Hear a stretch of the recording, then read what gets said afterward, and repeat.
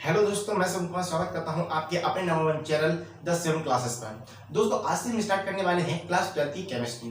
Class 12 की chemistry में आज सबसे पहले हम क्लास 12 की केमिस्ट्री का सिलेबस डिस्कस करेंगे और आज ही से हम अपना फर्स्ट चैप्टर भी स्टार्ट कर देंगे। तो देखिए, क्लास 12 की केमिस्ट्री का जो सिलेबस है वो कुछ इस टाइप से है। इसमें आप देख रहे हैं कि जो केमिस्ट्री है वह 3 पार्ट्स में डिवाइड है। पहला है फिजिकल केमिस्ट्री, दूसरा है इनऑर्गेनिक केमिस्ट्री और तीसरा है ऑर्गेनिक केमिस्ट्री। फिजिकल केमिस्ट्री जिसे हम भौतिक रसायन कहते हैं, इनऑर्गेनिक केमिस्ट्री यानी कि अकार्बनिक रसायन, ऑर्गेनिक केमिस्ट्री यानी कि कार्बनिक रसायन। तो केमिस्ट्री हमारी 3 पार्ट्स में डिवाइड है: physical chemistry, inorganic chemistry and organic chemistry. Physical chemistry and inorganic chemistry का 50% पेपर अलग बनता है। इसके लिए हमें 400 पीस की कॉपी अलग बनानी होगी। ठीक, केवल ऑर्गेनिक केमिस्ट्री का 50% पेपर अलग बनेगा। इसके लिए हमें 400 पीस कॉपी अलग बनानी होगी। तो ये तो हो गया हमारा केमिस्ट्री का सिलेबस। केमिस्ट्री हमारी 3 सेक्शंस में डिवाइडेड है। ठीक है, physical chemistry, inorganic chemistry and organic chemistry. तो ये हमारा केमिस्ट्री का सिलेबस हो गया। अब हम देखते हैं हमारा फर्स्ट चैप्टर क्या है। आज से हम अपना फर्स्ट चैप्टर स्टार्ट कर देंगे और इसकी वीडियो आपको डेली प्रोवाइड होती रहेंगी। ठीक है, तो देखिए, पहला चैप्टर हमारा सॉलिड स्टेट यानी ठोस अवस्था। फर्स्ट चैप्टर है सॉलिड स्टेट, जिसे हम ठोस अवस्था कहते हैं हिंदी में। तो ठोस अवस्था ये क्या है? देखिए, ठोस अवस्था को समझने से पहले सबसे पहले हम पदार्थ को समझेंगे, क्योंकि जब तक पदार्थ को नहीं समझा हमने, तब तक हम सॉलिड अवस्था, ठोस अवस्था को नहीं समझ सकते। क्योंकि जो ठोस अवस्था है वह पदार्थ की ही अवस्थाओं में से एक होती है। तो पदार्थ क्या होता है? पदार्थ क्या होता है, किसे हम पदार्थ कह सकते हैं? देखिए, पदार्थ की परिभाषा क्या है, पहले परिभाषा जान लेते हैं, फिर हम व्यवहारिक ढंग से समझेंगे। तो देखिए, परिभाषा क्या कहती है कि वह प्रत्येक वस्तु जिसका भार होता है और जो स्थान ग्रहण करती है पदार्थ कहलाती है। क्या है परिभाषा? कि वह प्रत्येक वस्तु जो स्थान ग्रहण करे और जिसका कुछ ना कुछ भार हो, पदार्थ कहलाएगी। जैसे आपका पेन हो गया, आपकी किताब हो गई, आपका बैग हो गया। तो ये कब सब क्या है, इनमें कुछ ना कुछ भार होगा और ये कुछ ना कुछ स्थान भी ग्रहण करेंगी। तो ये क्या है, ये पदार्थ है। संसार की कोई वस्तु से जिसका भार हो, जिसे हम उठाएं तो उसका कुछ भार हो और वह स्थान ग्रहण करे, तो क्या होगी, पदार्थ कहलाएगी। क्लियर? तो ये तो हो गया पदार्थ। और जो पदार्थ होता है इसकी 3 अवस्थाएं होती हैं।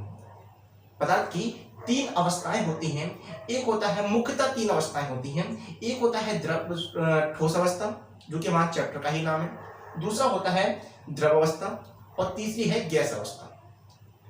तो ये मुख्यतः 3 अवस्थाएं पदार्थ की होती हैं। साथ में 2 अवस्थाएं और होती हैं। एक होता है प्लाज्मा और एक होता है बोर्न-आइंस्टीन कंडेंसेट। ठीक है, इनका जिक्र यहाँ पर नहीं किया जाएगा।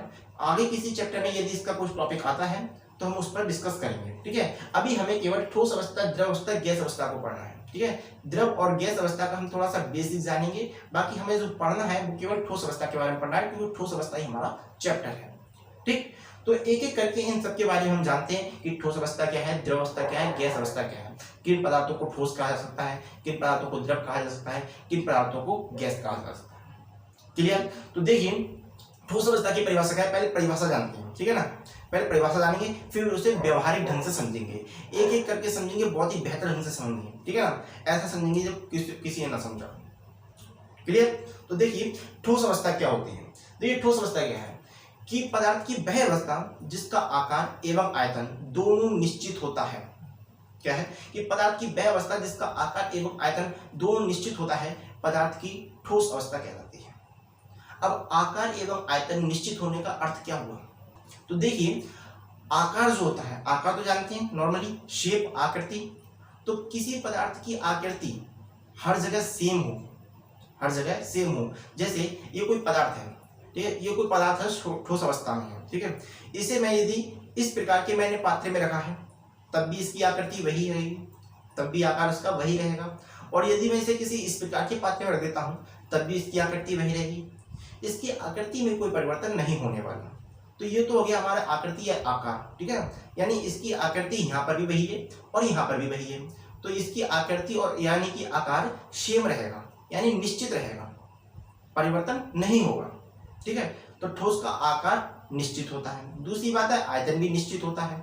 आयतन क्या होता है, देखिए जो पदार्थ है, कोई भी पदार्थ सही, उसके द्वारा ग्रहण किया गया स्थान, उसने कितना एरिया कवर किया है, उसने कितना स्थान घेरा है, उसे ही उसका आयतन कहते हैं। ठीक है। अब जैसे ये ठोस अवस्था में जो पदार्थ है, ठीक है ना, ये यहाँ पर रखा हुआ है, ठीक है ना, तो जितना एरिया इसने यहाँ पर कवर किया है, इस पात्र में जितना एरिया इसने कवर किया है उतना ही एरिया ये इस पात्र में कवर करेगा। जितना एरिया इसने यहाँ पर कवर किया है उतना ही एरिया यहाँ पर कवर करेगा। तो ये तो हो गया आकार एवं आयतन निश्चित है। यानी कि आयतन क्या है कि कोई पदार्थ कितना स्थान ग्रहण करता है, जितना स्थान ग्रहण करता है वह उसका आयतन कहलाता है। ठोस अवस्था में इस पदार्थ ने यहाँ पर जितना एरिया ग्रहण कवर किया है उतना ही एरिया इसने यहाँ पर कवर किया होगा, तो आयतन क्या हुआ, निश्चित हुआ। जो आयतन वहां पर है, जितना स्थान वहां ग्रहण किया उतना ही स्थान यहाँ पर इसने ग्रहण किया, तो आयतन क्या हुआ, निश्चित हो गया। आकार भी निश्चित है इसका, जो आकार उससे इस वाले पात्र में होगा वही आकार इसका इस पात्र में होगा। तो क्लियर। तो ठोस अवस्था क्या होती है, ये पदार्थ की वह अवस्था जिसका आकार एवं आयतन दोनों निश्चित होते हैं, पदार्थ की ठोस अवस्था कहलाती है। अब बात करें यदि द्रव अवस्था की, तो द्रव अवस्था क्या होती है। तो देखिए द्रव अवस्था की परिभाषा क्या है, देखिए कि वह अवस्था जिसका आकार एवं आयतन दोनों निश्चित होते हैं, सॉरी, कि वह पदार्थ की वह अवस्था जिसका आकार अनिश्चित होता है परंतु आयतन निश्चित होता है, पदार्थ की द्रव अवस्था कहलाती है। अब आकार अनिश्चित ये कैसे मालूम हुआ। अब जैसे ये कोई लिक्विड है, यदि मैंने इसे इस प्रकार के पात्र में रखा है तो ये इसकी आकृति में आ गया, ठीक। और यदि मैं इसे इस पात्र में रख देता हूं तो ये इसकी आकृति में आ जाएगा, इसकी शेप में आ जाएगा, इसके आकार में आ जाएगा। तो क्या हुआ, यहाँ पर इसका आकार कुछ और है, इस पात्र में रखा तो इसका आकार कुछ और हो गया, ठीक है। तो क्या हुआ, आकार इसका अनिश्चित है, वहां पर कुछ और, यहाँ पर कुछ और, तो ये आकार जो है इसका अनिश्चित हो गया। बात करते हैं कि आयतन निश्चित है। अब आयतन निश्चित कैसे हुआ, जैसे इस पात्र में रखा है तो इसने उतना एरिया कवर किया होगा। मान लीजिए 1 लीटर लिक्विड है, तो ये 1 लीटर जिसका मार्क होगा इस पात्र में, 1 लीटर का जो मार्क होगा वह उतना स्थान ग्रहण करेगा, ठीक है ना। और यही 1 लीटर यदि इस पात्र में डाल देते हैं तब भी ये इसका 1 लीटर का मार्क जहां पर होगा उतना ही एरिया कवर करेगा। ऐसा तो नहीं है कि इसमें 1 लीटर के मार्क तक एरिया कवर कर लिया उसने और इसमें 2 लीटर के मार्क तक एरिया कवर करेगा, ऐसा तो नहीं है। 1 लीटर के मार्क तक इसमें एरिया कवर करेगा और 1 लीटर के मार्क तक ही इसमें एरिया कवर करेगा, ठीक है ना। तो क्या हुआ कि आयतन क्या होता है, कितना स्थान ग्रहण किया, किसी पदार्थ ने कितना स्थान ग्रहण किया, जो भी स्थान ग्रहण करता है वही उसका आयतन होता है। तो 1 लीटर के मार्क तक इस पात्र में स्थान ग्रहण किया होगा, ठीक है, और उतना ही स्थान इसमें ग्रहण करेगा, तो आयतन कैसा हुआ, इसका निश्चित हुआ। परंतु आकृति इसमें कुछ और होगी और आकृति इसकी इसमें कुछ और होगी। तो आकार तो इसका अनिश्चित हुआ लेकिन आयतन निश्चित हुआ। क्लियर। अब देखते हैं कि गैस अवस्था क्या होती है, गैस अवस्था को कैसे समझेंगे, ठीक है। बहुत ही सिंपल है। देखिए गैस अवस्था क्या होती है, परिभाषा में क्या है कि पदार्थ की वह अवस्था जिसका आकार एवं आयतन दोनों अनिश्चित होते हैं, पदार्थ की गैस अवस्था कहलाती है। पदार्थ की गैस अवस्था कहलाती है कि जिसका आकार भी अनिश्चित हो और आयतन भी अनिश्चित हो, पदार्थ की गैस अवस्था कहलाएगी। मान लीजिए मैं गैस को किसी छोटी सी डिब्बी में बंद कर दूं तो उस डिब्बी में आ जाएगी, उस डिब्बी में फैली रहेगी, ठीक है। और यदि मैं किसी सिलेंडर में भर देता हूँ तो बस सिलेंडर की शेप में आ जाएगी, पूरे सिलेंडर में फैल जाएगी। और यदि किसी कमरे में भर दें गैस को तो पूरे कमरे में फैलेगी, पूरे कमरे को कवर कर लेगी, ठीक है। तो इसकी आकृति कैसी है, डिब्बी में है तो डिब्बी की शेप में, सिलेंडर में है तो सिलेंडर की शेप में, कमरे है तो कमरे में की शेप में। यानी कि इसका आकार निश्चित नहीं हुआ, जिस पात्र में होगी, जिस जगह पे होगी, फैली हुई रहेगी। तो आकार कैसा हुआ, इसका अनिश्चित हुआ, ठीक है। आयतन कैसा है, आयतन भी इसका निश्चित है। कैसे है, डिब्बी में है तो ये डिब्बी में आ गया, ठीक है ना। सिलेंडर में है तो सिलेंडर में आ गया, चाहे 14 लीटर का सिलेंडर हो चाहे 15 लीटर का सिलेंडर हो, पूरे सिलेंडर में आ जाएगा, ठीक है ना। तो एरिया इसने काफी कवर कर लिया, डिब्बी में है तो डिब्बी में आ गया, सिलेंडर में हुआ तो पूरा सिलेंडर में फैल गया, कमरे में भरेंगे तो पूरा कमरा कवर कर लेगा। तो आयतन क्या हुआ, अनिश्चित हुआ। आयतन क्या होता है, स्थान ग्रहण करना, कितना स्थान ग्रहण किया। कमरे में हुआ तो पूरा कमरा कवर कर लिया, सिलेंडर में था तो पूरा सिलेंडर कवर कर लिया, डिब्बी में था तो पूरी डिब्बी कवर कर ली। तो आयतन इसका कैसे हुआ, अनिश्चित हुआ, ठीक है ना। तो ठोस, द्रव और गैस क्या हुए कि ठोस वह अवस्था पदार्थ की होती है जिसमें आयतन एवं आकार दोनों निश्चित होते हैं। द्रव में आकार निश्चित होता है परंतु आयतन अनिश्चित होता है। आकार अनिश्चित होता है, आयतन निश्चित होता है। और गैस जिसका आकार एवं आयतन दोनों अनिश्चित होते हैं। तो ये हो गया ठोस, द्रव और गैस। ठीक है। अब हम देखते हैं कि प्रत्येक पदार्थ जो होता है कुछ अवयवी कणों से मिलकर बना होता है। प्रत्येक पदार्थ कुछ अवयवी कणों से मिलकर बना होता है और ये अवयवी कण परमाणु, अणु या आयन कुछ भी हो सकते हैं। ये अवयवी कण परमाणु, अणु या आयन कुछ भी हो सकते हैं। ठीक है। तो अब इसके आधार पर हम ठोस, द्रव और गैस को समझेंगे कि प्रत्येक पदार्थ कुछ अवयवी कणों से मिलकर, यानी कणों के आधार पर हम कणों के अंदर पाए जाने वाले, कणों के मध्य पाए जाने वाले बल के आधार पर हम इसको समझते हैं। ठीक है। तो देखिए ठोस अवस्था में कण किस टाइप से व्यवस्थित रहते हैं। ठोस अवस्था में कण किस टाइप से व्यवस्थित रहते हैं, जैसे ये कोई ठोस अवस्था में पदार्थ है, इसमें आप देख रहे हैं कुछ कण है। मैंने ये बताया कि प्रत्येक पदार्थ कुछ अवयवी कणों से मिलकर बना होता है। ठीक। तो अवयवी कण परमाणु भी हो सकते हैं, अणु भी हो सकते हैं और आयन भी हो सकते हैं। तो ये कोई ठोस है जिसमें आप अवयवी कण देख रहे हैं। ठीक है। अब ये अवयवी कण एक दूसरे के बिल्कुल क्लोज हैं, बिल्कुल चिपके हुए हैं। अब क्या होता है, ये चिपके हुए क्यों हैं? क्योंकि इन कणों के मध्य एक अंतराणुक आकर्षण बल लगता है। इन कणों के मध्य एक अंतराणुक आकर्षण बल लगता है। जो क्या होता है, आकर्षण बल लगेगा, जितना प्रबल आकर्षण बल होगा कण एक दूसरे से चिपके रहेंगे। आकर्षण क्या है, एक दूसरे को खींचता है, आकर्षण बल एक दूसरे को आकर्षित करता है। तो जो कण है इनके मध्य बहुत अधिक प्रबल बल लगेगा। ठोस अवस्था में यदि कोई पदार्थ है तो उसमें जो अवयवी कण होंगे उनके मध्य अंतराणुक आकर्षण बल बहुत अधिक प्रबल होगा, जिसकी वजह से ये कण एक दूसरे से बिल्कुल चिपके हुए रहेंगे। चिपके हुए हैं इसमें सारे कण। ठीक है। अब क्या होता है, कणों के बीच की दूरी होती है। कणों के बीच की दूरी को हम अंतराणविक दूरी कहते हैं। अब इसमें देख रहे हैं कि कण बिल्कुल चिपके हुए हैं तो दूरी बिल्कुल भी नहीं है। तो हम अब कणों के आधार पर कणों में पाए जाने वाले बंधन बलों के आधार पर इसे कैसे परिभाषित करेंगे। देखिए तो कणों में पाए जाने वाले बंधन बलों के आधार पर क्या है कि पदार्थ की वह अवस्था जिसमें अवयवी कण प्रबल अंतराणुक आकर्षण बल के द्वारा बंधे रहते हैं तथा इनकी अंतराणविक दूरी नगण्य होती है, यानी ना के बराबर होती है, पदार्थ की ठोस अवस्था कहलाती है। पदार्थ की व्यवस्था जिसमें अंतराणुक आकर्षण बहुत अधिक होता है और कणों के बीच की दूरी नगण्य होती है, यानी अंतराणविक दूरी नगण्य होती है, पदार्थ की ठोस अवस्था कहलाती है। क्लियर। तो ये हो गया इसका कणों के आधार, कणों में पाए जाने वाले बंधन बल के आधार पर। तो दोस्तों अब इसी के आधार पर हम द्रव अवस्था को समझते हैं। अभी हमने देखा कि ठोस अवस्था क्या होती है, ठीक है ना, अंतराणुक आकर्षण बल और अंतराणविक दूरी के आधार पर। ठीक है ना। अब देखते हैं कि अंतराणुक आकर्षण बल और अंतराणविक रिक्त स्थान के आधार पर हम द्रव अवस्था को कैसे परिभाषित करेंगे। तो देखिए पहले इसकी परिभाषा देख लेते हैं, पहले डेफिनेशन देख लेंगे फिर इसे समझेंगे। ठीक है।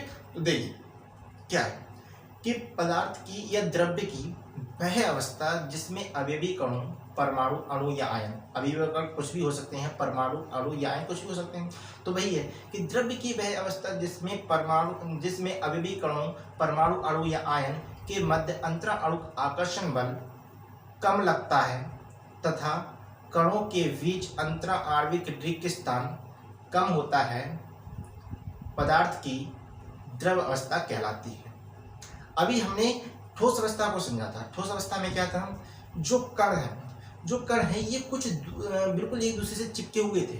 चिपके हुए क्यों थे, क्योंकि इसमें अंतराणुक आकर्षण बल बहुत अधिक प्रबल था, इसलिए कण बिल्कुल चिपके हुए थे।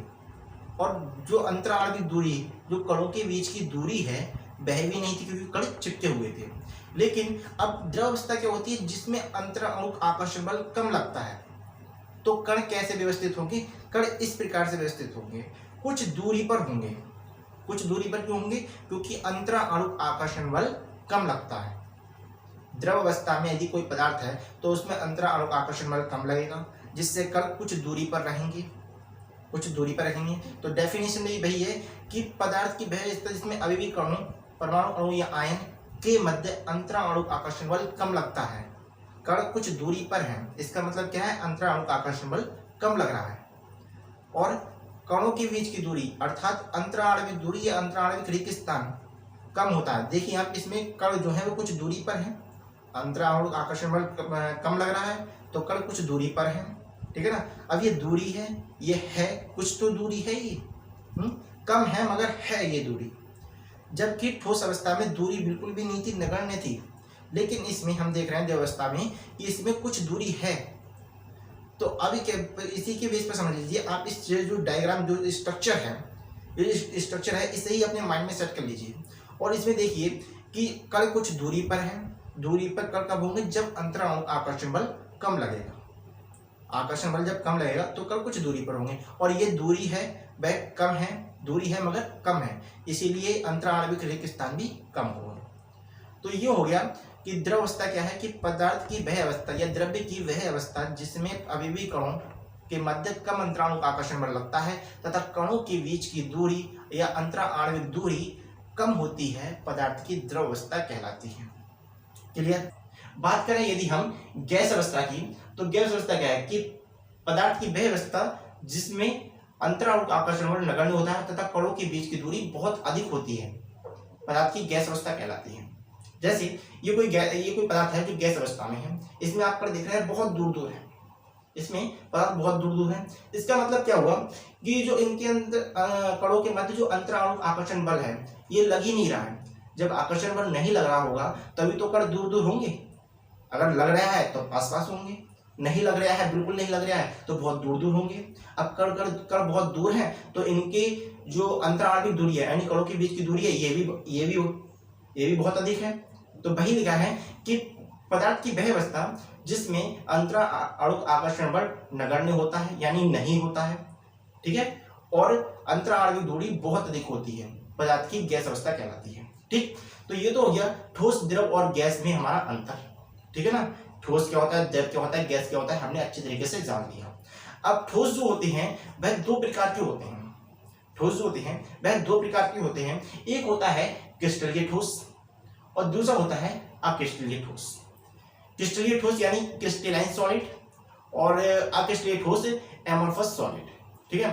क्रिस्टलीय ठोस क्या होते हैं, अक्रिस्टलीय ठोस क्या होते हैं, अब एक एक करके इन्हें हम विस्तार से जानेंगे, कोई भी डाउट नहीं रहेगा, हर एक पॉइंट बहुत ही बारीकी से क्लियर होगा, ठीक है ना। बहुत ही बढ़िया तरीके से पढ़ेंगे बच्चों लोग। अब आप देखिए कि क्रिस्टलीय ठोस क्या होते हैं और अक्रिस्टलीय ठोस क्या होते हैं। तो देखिए पहला है क्रिस्टलीय ठोस। क्रिस्टलीय ठोस क्या होता है, इसकी परिभाषा देखिए आप कि वह ठोस जिनमें अवयवी कण, परमाणु, अणु, आयन एक निश्चित क्रम में व्यवस्थित रहते हैं, एक निश्चित क्रम में व्यवस्थित रहते हैं, क्रिस्टलीय ठोस कहलाते हैं।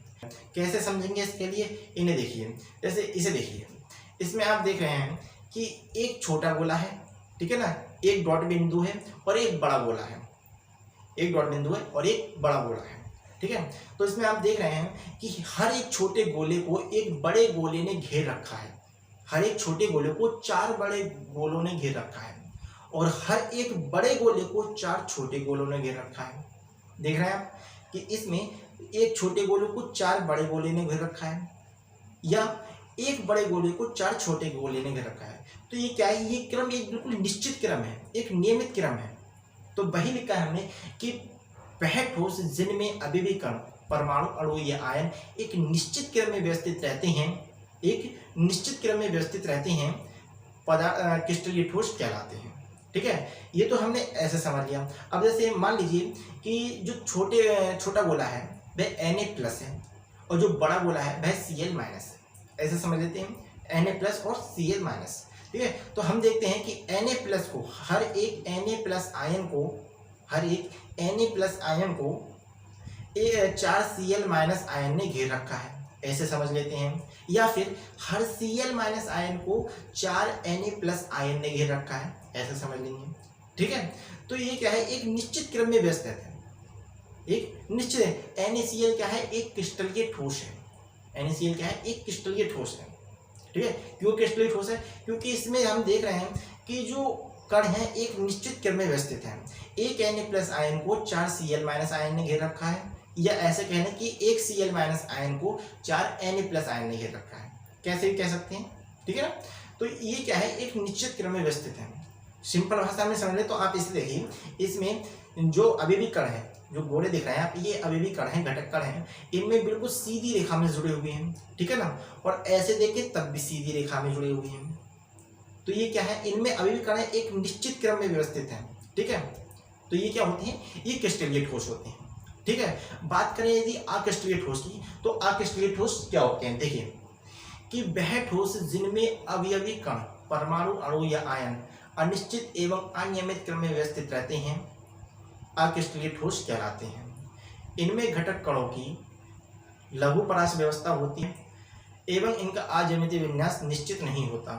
ठीक है, इन्हें आभासी ठोस अथवा अतिशीत द्रव भी कहते हैं। ठीक, क्या मतलब हुआ, अनिश्चित क्रम में अवयवी कणों का अनिश्चित क्रम में व्यवस्थित होना, क्या मतलब हुआ, जैसे आप इसे देखिए, इसमें आप देख रहे हैं कि जो अवयवी कण हैं, कोई कण इधर है, कोई कण इधर है, मतलब कोई भी अवयवी कण बिल्कुल, मतलब अवयवी कण जो है वो बिल्कुल निश्चित क्रम में व्यवस्थित नहीं है। ठीक है, कोई कण उधर है, कोई कण इधर है। ठीक है, तो ये क्रम क्या हुआ, ये निश्चित नहीं हुआ, या ऐसे समझ लें। इसे देखिए, इसमें आप देख रहे हैं, अभी हमने देखा था कि जो एक छोटा गोला था उसे 4 गोले ने घेर रखा था क्रिस्टलीय ठोस में, और एक बड़े गोले को 4 छोटे गोले ने घेर रखा था। ठीक है, हमने क्रिस्टलीय ठोस में ये देखा, लेकिन इसमें आप देख रहे हैं, इसमें ऐसा नहीं है, छोटा गोला कहीं है, बड़ा गोला कहीं है, कोई अंतर नहीं पड़ता, कोई भी कहीं पर भी है। ठीक है, किसी को कोई फर्क नहीं है, छोटा गोला कहीं और है, बड़ा गोला कहीं और हो रहा है, छोटे भैया कहीं रह रहे हैं, बड़े भैया कहीं रह रहे हैं। ठीक है, तो ये मतलब हुआ कि अक्रिस्टलीय ठोस क्या होती हैं, इनमें जो अवयवी कण हैं उनका जो अवयवी कण हैं वह निश्चित क्रम में व्यवस्थित नहीं होते हैं, अनियमित क्रम में व्यवस्थित होते हैं। ठीक है ना, कोई कण उधर, कोई कण उधर। तो ये हो गया क्रिस्टलीय तथा अक्रिस्टलीय ठोस। क्लियर, तो अब ये हो गया हमारा क्रिस्टलीय ठोस तथा अक्रिस्टलीय ठोस को हमने समझ लिया। अब इन दोनों में अंतर क्या है, जो अभी मैंने बताया है इसे ही हम अंतर के रूप में लिखेंगे, जो मैंने नहीं बताया इसे हम अंतर के रूप में लिखेंगे, क्योंकि कभी कभी एग्जाम में अंतर पूछ लिया, परिभाषा ना पूछकर, इसका वर्गीकरण ना करें, इसका अंतर पूछ लिया था कि क्रिस्टलीय ठोस और अक्रिस्टलीय ठोस में क्या अंतर होता है।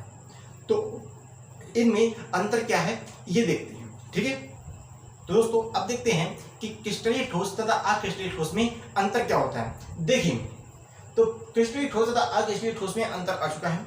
इसमें आप देख रहे हैं कि जो क्रिस्टलीय ठोस है, फर्स्ट लाइन है हमारी कि क्रिस्टलीय ठोस है, ये शार्प और अभिलाक्षणिक ताप पर पिघलते हैं। ठीक है ना, जबकि बात करें यदि अक्रिस्टलीय ठोस की, तो ये ताप के एक परास में धीरे धीरे नम पड़ते हैं। क्रिस्टलीय ठोस ये शार्प और अभिलाक्षणिक ताप पर पिघलते हैं, जबकि अक्रिस्टलीय ठोस ताप के एक परास में धीरे धीरे नम पड़ते हैं। ठीक है, दूसरा पॉइंट है कि क्रिस्टलीय ठोस जो होते हैं तेज धार वाले औजार से काटने पर 2 टुकड़ों में विभक्त हो जाते हैं, और जो इन 2 टुकड़ों की जो नई जनित सतह होती है, इन दो, कोई पदार्थ है, ठीक है, कोई पदार्थ है जिसे हमने 2 टुकड़ों में काटा, कोई ठोस है जिसे हमने 2 टुकड़ों में काटा, तो हमने देखा कि जो टुकड़े हैं इनकी जो सतह है, इनकी जो सतह है बिल्कुल चिकनी है, यानी कि खुरदरी नहीं है। तो ऐसे ठोस जो होते हैं वो क्रिस्टलीय ठोस होते हैं। किसी ठोस को हमने 2 टुकड़ों में काटा और जो टुकड़े हुए इनकी जो सतह होगी वह बिल्कुल चिकनी होगी, वह बिल्कुल चिकनी होगी, तो ये क्या होते हैं, हमारे क्रिस्टलीय ठोस होते हैं। ठीक है ना, यदि बात करें यदि हम कि अक्रिस्टलीय ठोस हैं, तो यदि अक्रिस्टलीय ठोस को हम 2 टुकड़ों में काटते हैं तो जो टुकड़े बनते हैं उनकी जो सतह होती है, उनकी जो सतह होती है वह खुरदरी होती है, उनकी सतह होती है वह खुरदरी होती है। दूसरा पॉइंट हो गया कि क्रिस्टलीय ठोस तेज धार वाले औजार से काटने पर 2 टुकड़ों में विभक्त हो जाते हैं, और जो नई सतह होती है टुकड़ों की वह सपाट और चिकनी होती है। अक्रिस्टलीय ठोस में जब इन्हें तेज धार वाले औजार से काटा जाता है तो इनके जो टुकड़े होते हैं वो अनियमित सतह के होते हैं। ठीक है ना, तीसरी लाइन है कि इनकी निश्चित और अभिलाक्षणिक गलत एंथैल्पी होती है, और अक्रिस्टलीय ठोस की गलत एंथैल्पी निश्चित नहीं होती है। क्रिस्टलीय ठोस विषमदैशिक प्रकृति के होते हैं और अक्रिस्टलीय ठोस समदैशिक प्रकृति के होते हैं। ये वास्तविक ठोस होते हैं, जबकि क्रिस्टलीय ठोस हैं ये आभासी ठोस होते हैं। ठीक, बात करें क्रिस्टलीय ठोस की, तो इनमें घटक कणों की दीर्घपरास व्यवस्था होती है और अक्रिस्टलीय ठोसों में घटक कणों की लघुपरास व्यवस्था होती है। तो ये हो गए हमारे कि क्रिस्टलीय ठोस तथा अक्रिस्टलीय ठोस में अंतर।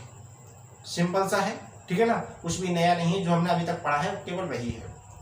ठीक, तो ये तो अंतर हो गया। तो दोस्तों आज के लेक्चर में बस इतना ही। आज हमने जितने भी टॉपिक समझे हैं, ठीक है। आज हमने जितने भी टॉपिक समझे हैं टेलीग्राम चैनल पे उसके आपको नोट्स प्रोवाइड कर दिए जाएंगे। टेलीग्राम चैनल को ज्वाइन कर लें, ठीक है। द शिवम क्लासेस नाम से आप हमारा टेलीग्राम चैनल है, वहां पर जाकर आप उसे ज्वाइन कर लें। और तब तक के लिए यदि वीडियो पसंद आई हो तो वीडियो को अपने दोस्तों में ज़्यादा से ज़्यादा शेयर कीजिए, इसे लाइक कीजिए और चैनल को यदि सब्सक्राइब नहीं किया हो तो चैनल को जल्द से जल्द सब्सक्राइब कर लीजिए। तब तक के लिए हंसते रहिए, मुस्कुराते रहिए और पढ़ते रहिए। जय हिंद।